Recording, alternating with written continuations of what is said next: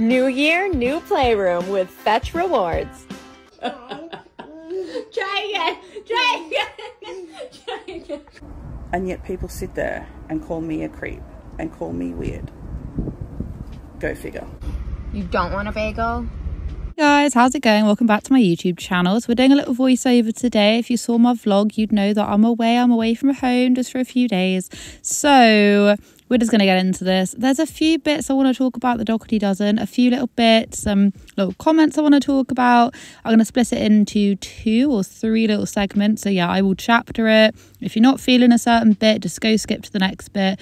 Don't worry, I got you covered. Okay, so the first place we're going to be going to is the whole Fetch Rewards thing. Now, I have had a bee in my bonnet. We are all aware of this. In fact, the first video I ever did where I was talking about her Fetch Rewards was actually a video that Alicia herself decided to copyright strike, and then she basically lost the copyright strike because there was nothing the matter with my video. You guys are so sick and tired of hearing me talk about this one. Anyway, I've dropped it. I've moved on. I'm in the present now. I'm looking towards the future. Please. I've forgotten that bit. However, there was a part of that video where she was basically talking about Fetch Rewards.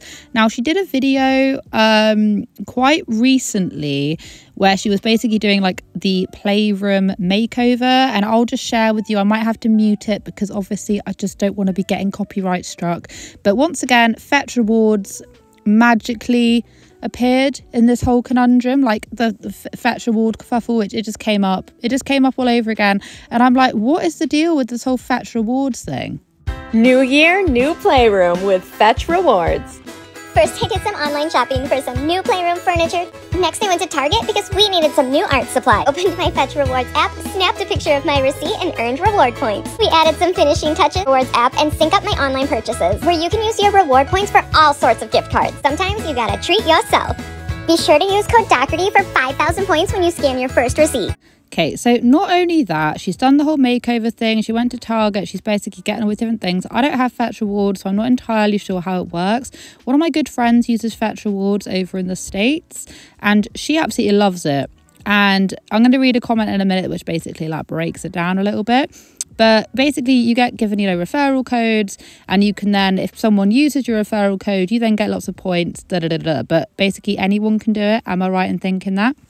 Anyway, so not only has she done a couple of things mentioning Fetch Rewards, but it also says if you go and have a little look-see on the Dougherty Dozen website, Fetch Rewards is up there, along with Life 360, which we know she's a really big ambassador for. So one would assume that she does some sort of a collaboration, sponsorship, thing with Fetch Rewards. One would think that, yeah, just because she's mentioned it like 2 or 3 different times now, possibly 3, maybe 4, I don't know, a lot of different times. She's now mentioned it, and it also says it on her website. So anyone would think so. However, I was doing a little bit of snooping actually on the opposing Dougherty Dozen Reddit thread. There's two. I was having a little look on the other one, and someone had basically, now before I get into this, do I think that people should be contacting her sponsors? No. Do I think people should be contacting the kids' biological families? Also no, which is what we're going to get into in just a minute. I don't. So I'm just going to say this right now. I'm not advising anyone to go after her sponsorships. I'm never going to do it. I don't agree that it's productive in the slightest. However, you know what I'm like on this channel? I've always been sneaky suspicious about all the various different, all the different kerfuffles, all the different sneaky sponsorships. I've always questioned it. I have questioned her Fetch Rewards before. So to me, this is just answering my question, but I'm not saying that this is what everyone should be doing. However, if anyone is curious, because I genuinely was curious before I even stumbled across this post, because I thought it was just me being a bit like, oh, is this the reason why they're doing the playroom makeover? Is this why we're hearing so much about it? Because it's a sponsorship. Because of Alicia, a lot of things turn out to be sponsorship. The amount of videos I've done in the past where she shops somewhere or she's got something and it turns out to be a sponsorship, and has she declared it? Has she not? So this whole Fetch Rewards thing, which I'd already talked about in a previous video that she tried to take down, I was actually quite curious about this. So I'm just going to read out to you what the message says. Hi there, we are not affiliated with any influencer. We do not award perks, merch or extra points for any partnership. Any stories or posts that tag Fetch are created independently by the poster and does not receive anything additional for the shout out. Hope this helps. Let us know if you have any other questions. Now, two things I'm thinking when I'm reading this. A, why did Alicia then decide? Because basically in Alicia's post, it says paid partnership. And in the clip, it says, you know, with you know, doing with Fetch rewards. So my you know, critical thinking cap is thinking, well, she must have communicated with them. No, she must have done something. Why would you just put them there? And I did then read this other comment, which did basically clear it up a lot, because of course I don't know a great deal about Fetch rewards. I don't know a lot about them at all. So I will read this other comment. But what I will say is, like, they're just like, oh yeah, people are tagging independently. It's like, so you have no idea who is deciding to tag. You could have some real, you know, I'm trying to think of the right word, controversial figures, which are then using your brand, using your company in a sort of paid for partnership to obviously to get other people to actually get points in that. And they're not really moderating it. I'm not saying that Alicia is the most controversial of the most controversial. I'm just saying that if they're not aware and they don't mind people using their tag and saying paid partnership, do you see what I mean? It's just a little bit iffy. I mean, if I was a company, I wouldn't want that. But maybe that's just how they work. Anyway, you guys can make up your own little minds. So this commenter said, if you go into the Fetch app, there's a place to enter a referral code. If you enter Alicia's code after the first time you use Fetch, you have to upload receipts. She'll get points and you'll start earning points. The FTC requires everyone to mark a post as a paid promotion if they're going to receive or are likely to receive something. Yeah, which does make 100% sense. Of course, that does work. However, it's a bit strange because the company haven't quite literally, like, the company aren't paying her, but she is receiving something, i.e. points for it. So Alicia is trying to get people to use the referral code so that she can then get points, obviously. However, she's not actually partnering with the company, which is what you would think by reading it. Do you see what I mean? So this whole entire time, she hasn't actually been sponsored by them. She just wants people to use her code, which is a very mischievous, sneaky, I may be quite honest, quite clever way of doing it. If you've got a big audience, people are obviously going to use your referral code. But it blows my mind that the company are completely fine with people just saying, oh yeah, it's paid for promotion, even though it's not actually.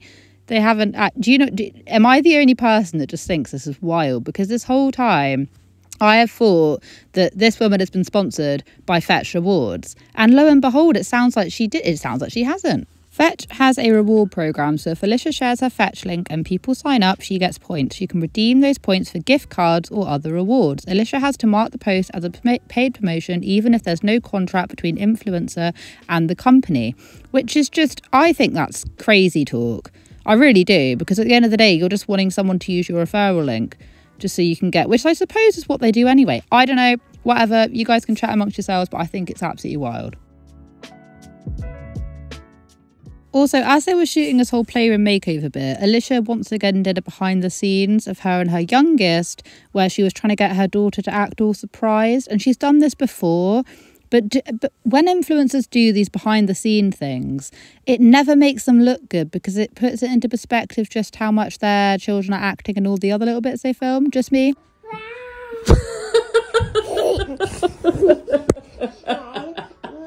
Try again. Hey guys, it's Lauren here. Who would have thought that the internet would be full of hypocrites? So the next and last place we're going to be going to today is, I really don't like talking about Auntie Lauren that much, and I hate to say it, but I think I've literally spoken about her about 2 or 3 different times now, which makes me feel like the biggest hypocrite on this whole entire planet. However, in some cases she's actually speaking sense, in somewhat sense, okay? So I'm just going to dissect what she's saying and add my little spin to it. Now, if you're not sure who Auntie Lauren is basically the kind of token auntie of the Dougherty Dozen. She used to be a subscriber and is now like a super fan / sort of quote unquote auntie to the kids. She lives in Australia and she does a lot of moderating. You've probably seen her about in the comment section. She does a lot of their moderating and she's very active in the Dougherty Dozen verse, I suppose you can say. And occasionally she has her own channel. Occasionally she will do a very short few seconds video just basically arguing and backing up the Dougherty Dozen.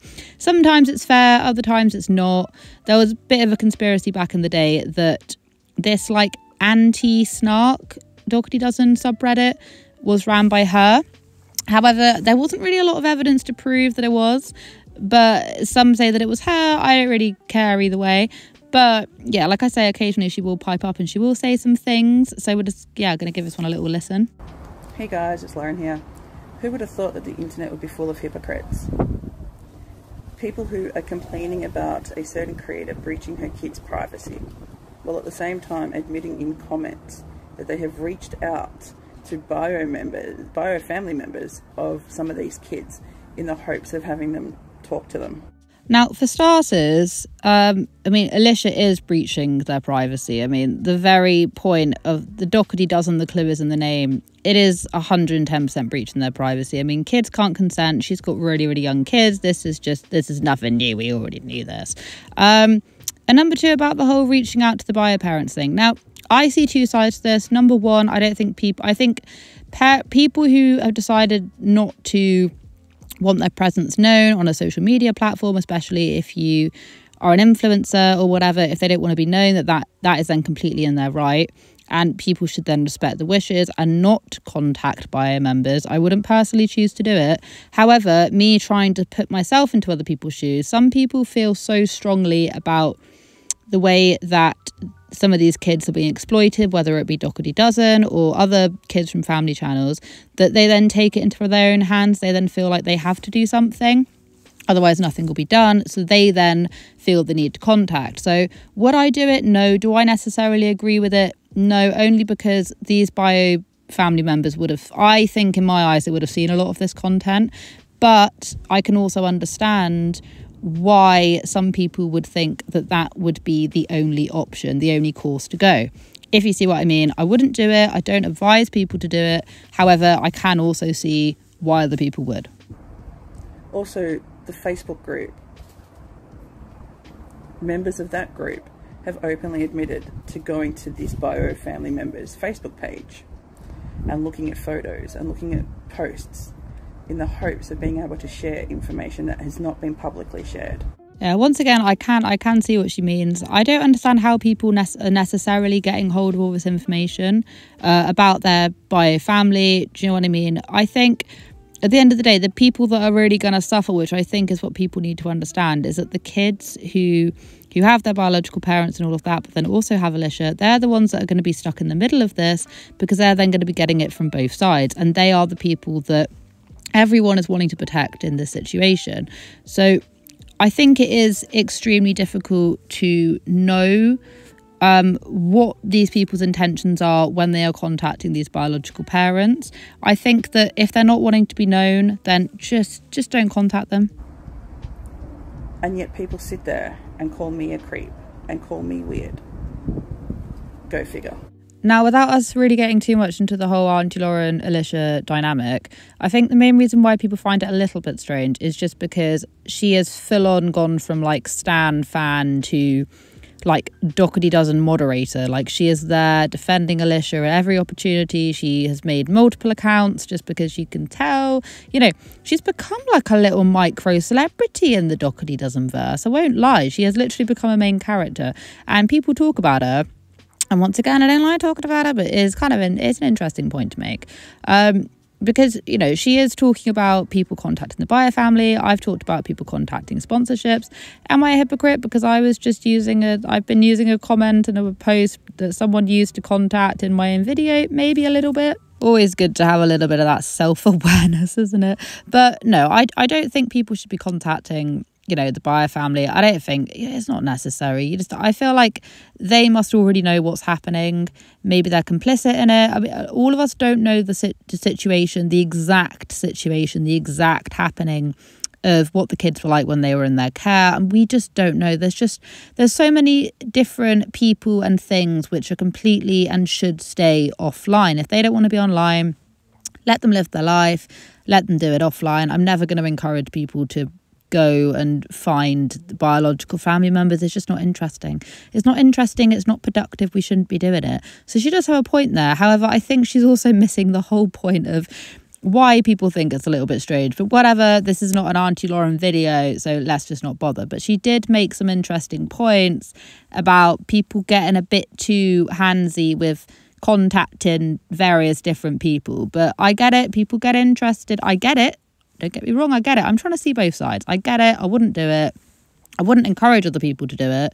But you know that people are going to bloody well do it. You just know that they are. It's like with the whole sponsorship thing. It's like I wouldn't choose to contact them, but I know there's people out there that will. Sometimes you say things, people don't really listen. But I think it's going to add a layer of stress onto the bio family members, you know, mental health. You know, if for some reason they can't get their kids back or whatever, and then they're being contacted, being told, I don't know what I'd think, do you know? Anyway, my lovelies, this has been a lot of fun. I do hope you guys have a wonderful day wherever you are in this world. I hope you take care of each other, take care of yourselves, and I will catch up with you guys in the next video. Mwah.